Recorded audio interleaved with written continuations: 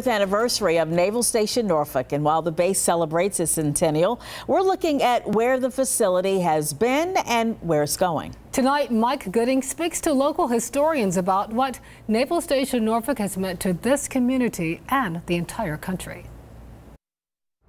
The Navy has both a tradition and a future, and we look with pride and confidence in both directions. So said then Chief of Naval Operations Admiral Arleigh Burke.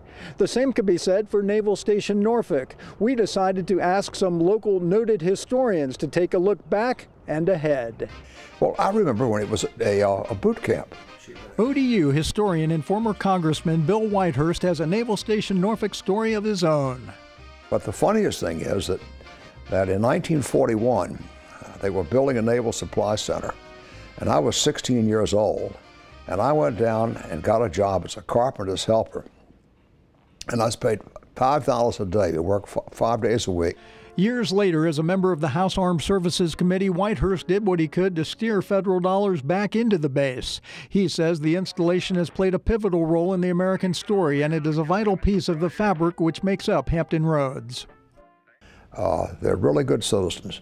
They pay their taxes, they obey the laws, and it's nice to have them here. And they add something else. They add a cosmopolitan quality, I think. To me, when you write, it's all about the faces. It's all about the people that those stories that make that legacy tick. Author Amy Yarsinski wrote a book calling the base and Hampton Roads the Navy capital of the world. It's that legacy of service, the service above self, and the service that we've provided from this particular point on the East Coast that is more extraordinary than what I've seen come out of many other places that I've covered. I think it's fair to say that the great conflicts of the 20th century transformed Norfolk forever. And really, the installation that tells the story better than any other is the Naval Station Norfolk, World War I, World War II, the Cold War, right up to today. It's a story that Joe Judge never gets tired of telling to the 120,000 people who every year visit the Hampton Roads Naval Museum, where he is curator. The story of Naval Station Norfolk is the men and women who work there 24 hours a day, 7 days a week, supporting the fleet, and that they've done so for 100 years through every major conflict that our country has faced.